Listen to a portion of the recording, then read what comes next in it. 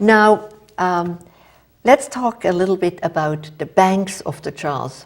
You have done some tree planting, and you did something that is so many people enjoy daily, and that is the bike path, the Dr.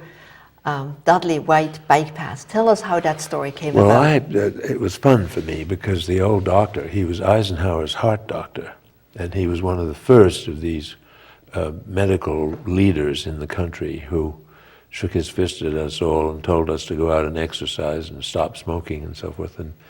And I had the fun of having him in my office when we had first built.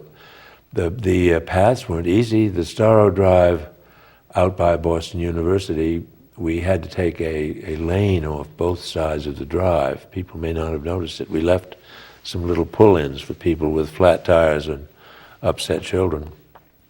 But there were some interesting problems. There was one bridge there, we had to cantilever a sort of wooden path around.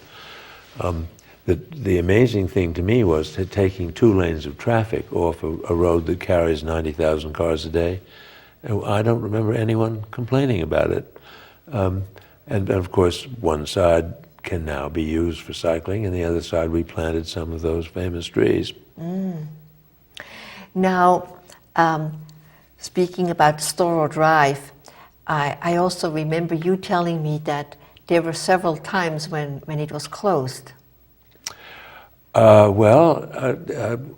closed it for the Pops music, if that's what you mean. On the 4th of July and other Pops events. For 2 weeks. They used to play for 10 days. This is not a happy story. I'm sad that they're now only coming for sort of 2 performances a year, but one day Mr. Fiedler, who is not quite as easy as people thought, said, "You have no guts." And I said, "Well, I'm sure you're right, but what's your proof?" And he said, "Well, I asked 11 of your predecessors," remember how long he was involved with Pops, and to close the drive for my music, and none of them have been able or willing to do it. So, accepting this challenge with a bit of red hair and Scots ancestry, we, at quite a feat, you have to sign all over metropolitan Boston to move people onto Memorial Drive and other routes. But we did it, and for all the 5 years that I was at the MDC, we shunted the traffic off the drive, and I was quite thrilled at the result. Doesn't seem to happen anymore. Nowadays... It happens on the 4th of July. Well, it happens when the tunnel that we're all worried about now gets flooded too. Yes, yes. Well, speaking of water, I know that you have also followed the process of the water being cleaner and the swimming in the Charles.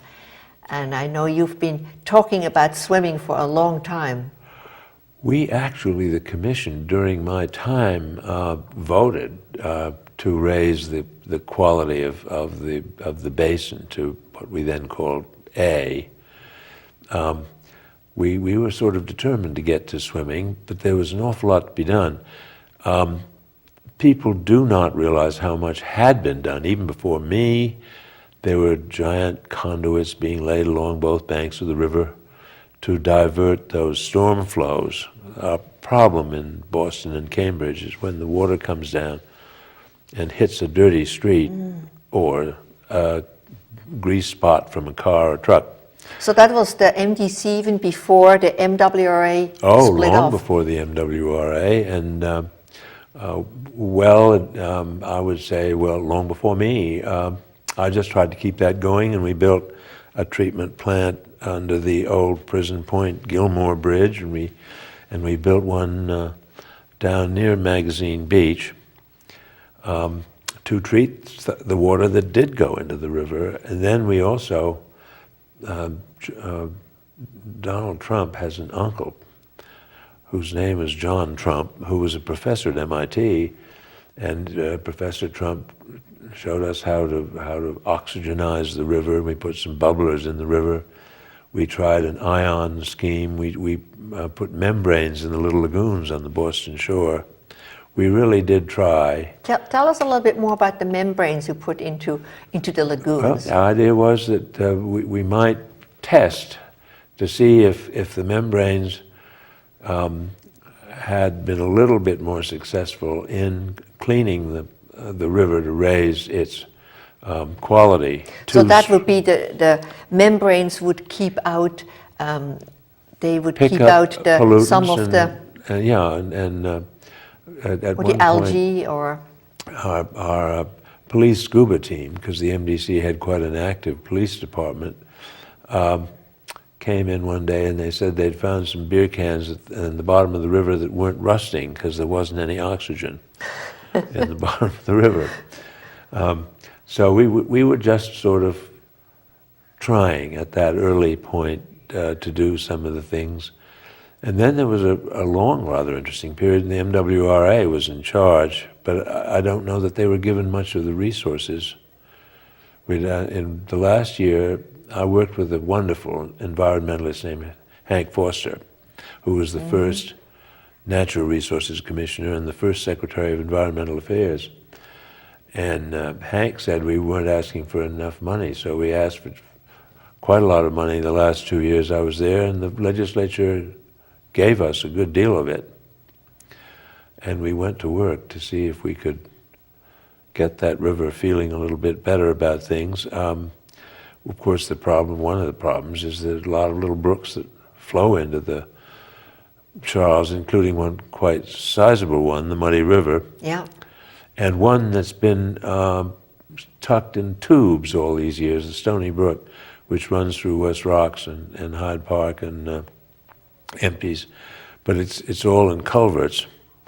Are there some areas they do what they call daylighting to kind of bring it out in the open again, a little bit near the Landmarks building, where the former Sears building, they have plans to daylight the Muddy River so it wouldn't be in a culvert.